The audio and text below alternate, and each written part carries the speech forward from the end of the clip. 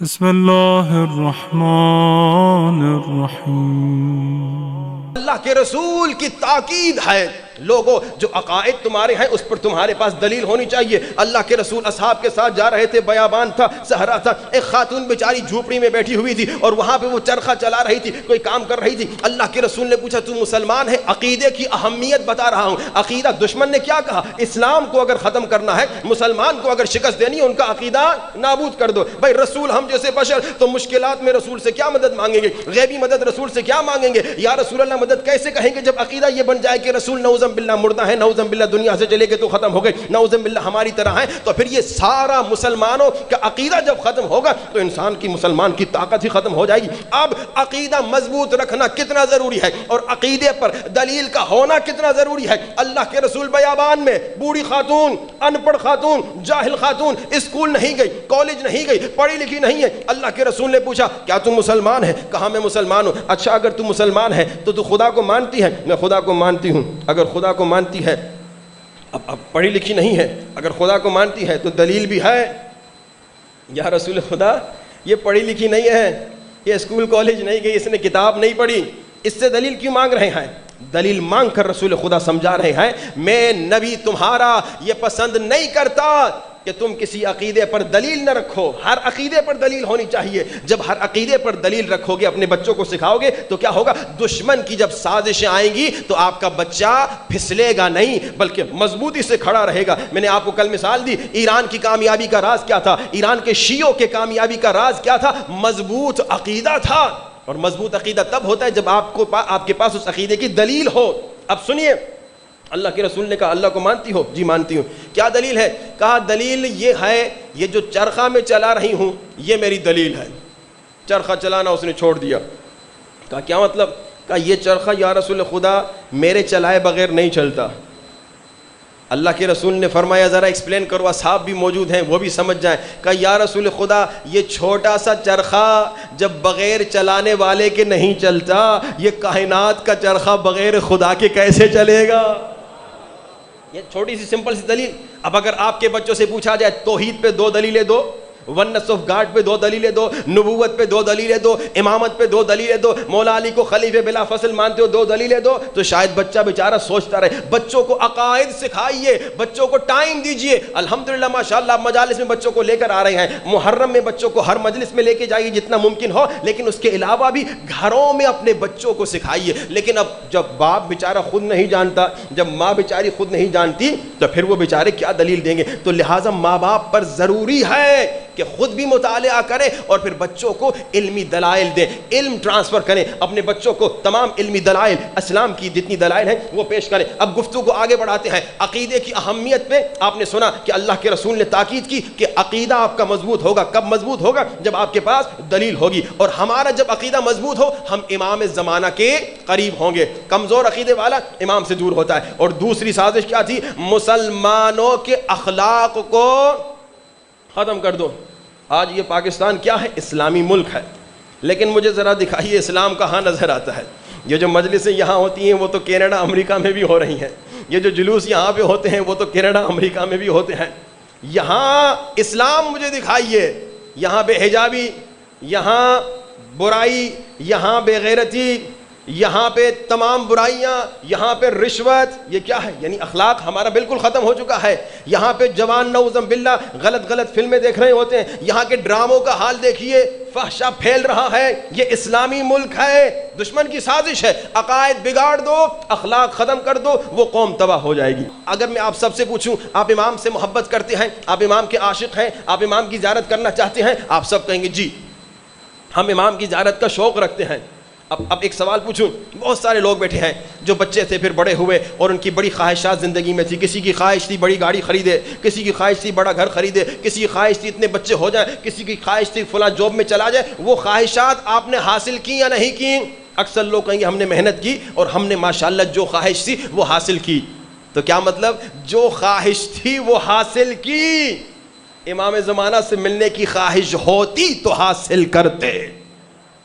بھئی آپ کی خواہش تھی گھر مل جائے بڑا یا چھوٹا گھر، آپ کی خواہش تھی حاصل ہو گئی۔ آپ کی خواہش تھی گاڑی مل جائے چھوٹی، موٹر مل جائے، بائسیکل مل جائے، جو بھی حاصل کر لی۔ آپ کی خواہش تھی فلاں شہر چلا جاؤں، فلاں ملک چلا جاؤں، فلاں جاب مل جائے، حاصل کی، اس کے لیے آپ نے محنت کی، امام زمانہ سے ملنے کی اگر خواہش ہے، اگر خواہش تھی تو کیوں اب تک نہیں ملے؟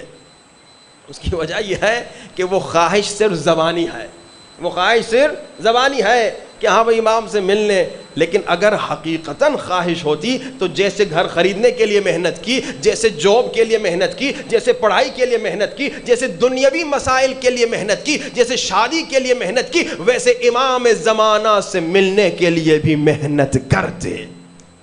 ہم اور آپ نے امام زمانہ سے ملنے کے لیے کوئی محنت نہیں کی۔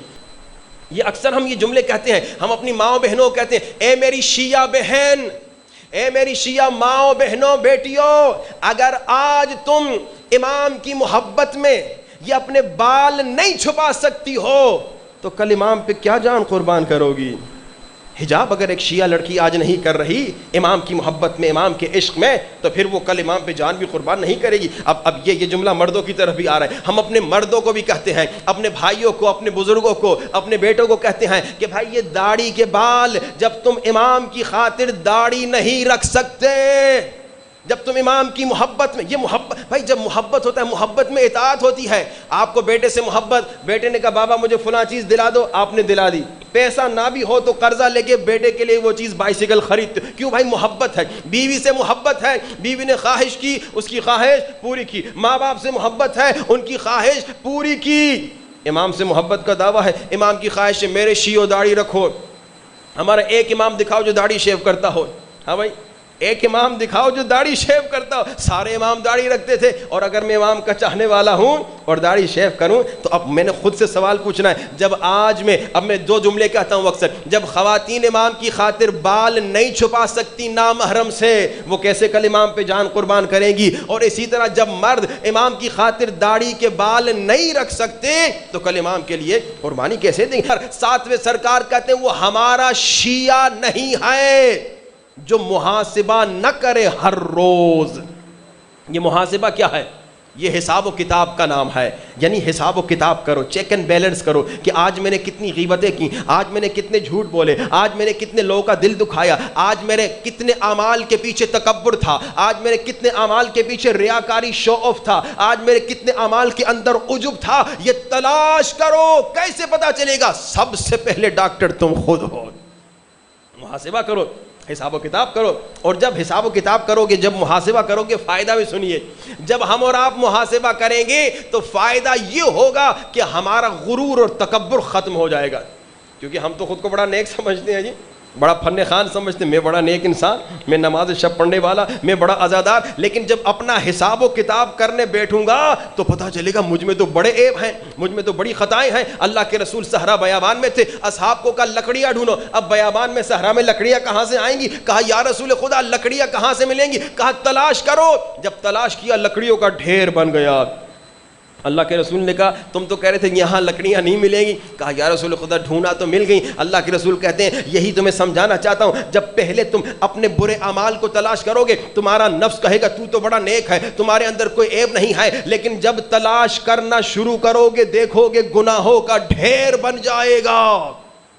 یہ گناہ اگر توبہ کیے بغیر مر گئے تو تمہارے لیے عذاب بنیں گے۔ اب یہ بہت ضروری ہے کہ ہم محاسبہ کریں، اور جب محاسبہ کریں گے ایک تو غرور ٹوٹے گا، اپنا تکبر ٹوٹے گا، گھمنڈ ٹوٹے گا۔ دوسرا کیا فائدہ ہوگا؟ جب آپ محاسبہ کریں گے، جب ہم محاسبہ کریں گے ڈیلی بیسس پہ اپنا، تو کیا فائدہ ہوگا؟ فائدہ یہ ہوگا کہ ہمیں دوسروں کے عیبوں کو تلاش کرنے کا وقت ہی نہیں ملے گا۔ ہم غیبت کیوں کرتے ہیں؟ ہم دوسروں کے عیب کیوں تلاش کرتے ہیں؟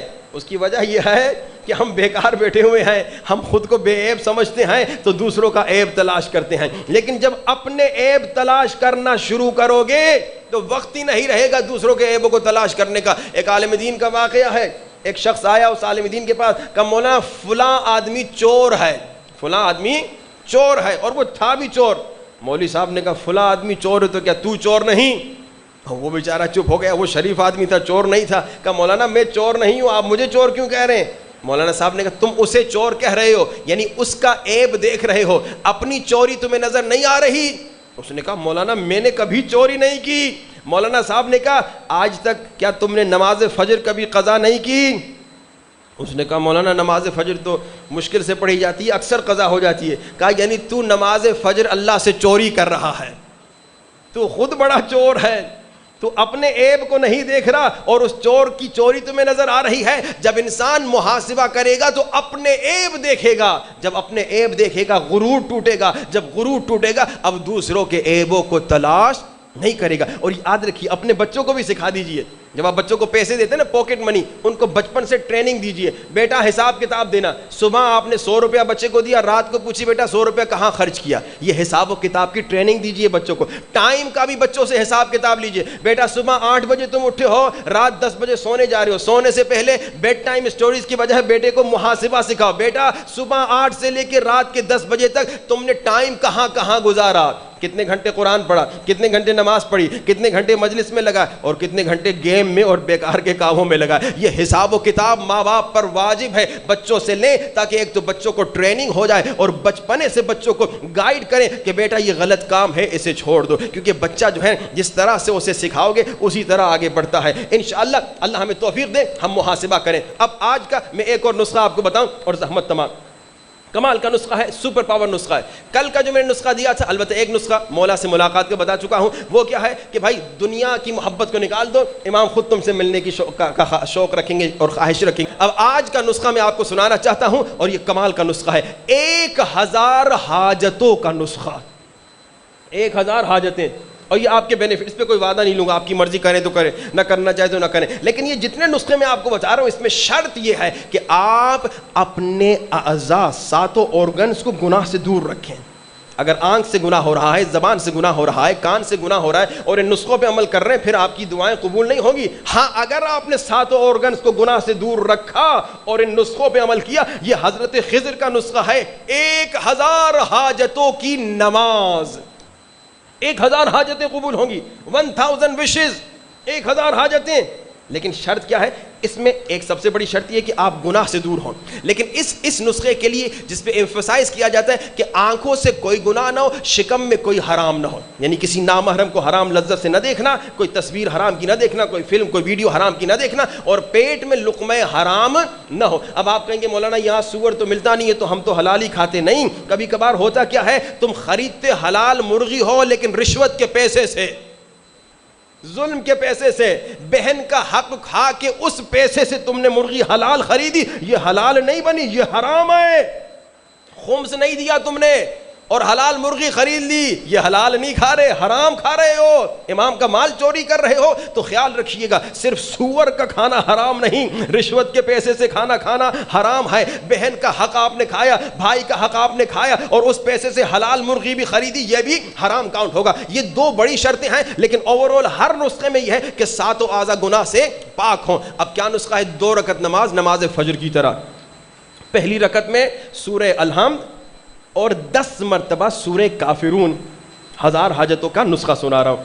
پہلی 2 رکعت نماز، پہلی رکعت میں، اور بہترین وقت نماز شب کا وقت ہے، کسی بھی ٹائم پڑھ سکتے ہیں۔ پہلی رکعت میں الحمد اور 10 مرتبہ سورہ کافرون، دوسری رکعت میں الحمد اور 10 مرتبہ سورہ قل هو اللہ احد، سورہ توحید۔ یہ ہو گیا، باقی نماز نارمل۔ نماز کے بعد سجدے میں جائیں گے، 10 مرتبہ پڑھیں گے اللہم صلی علی محمد وآل محمد وعجل فرجہم، اور 10 مرتبہ پڑھیں گے سبحان اللہ والحمد للہ ولا الہ الا اللہ واللہ اکبر ولا حول ولا قوة الا باللہ العلی العظیم، اور 10 مرتبہ پڑھیں گے ربنا آتنا فی الدنیا حسنہ وفی الآخرۃ حسنہ وقنا عذاب النار۔ بہت آسان سا نسخہ ہے، اس پہ عمل کیجئے۔ آج آپ کو ایک دنیاوی جسم کی بیماری کا بھی ایک نسخہ بتا دوں، کیونکہ ہم نفس کی بیماری پہ گفتگو کر رہے ہیں، یہ بھی سنتے جائیے۔ اکثر بیچارے بلڈ پریشر کے مریض ہوتے ہیں، اس کا پریکوشن بہترین نسخہ ہے، ہر روز آپ 3 دانہ لہسن کے کھائیے، اس کے علاوہ سیب کا سرکہ تھوڑا سا استعمال کیجیے، اگر معدے کی تکلیف کم ہے تو 1 چمچ روزانہ، اگر معدے کی تکلیف زیادہ ہے تو اس کو تھوڑا کم کر لیں، اور اس کے علاوہ کیا کریں، انار کا پیسٹ، رب انار، یہ بہت اچھا مفید رہتا ہے، یہ استعمال کریں تو بلڈ پریشر انشاءاللہ وہ لیول میں رہے۔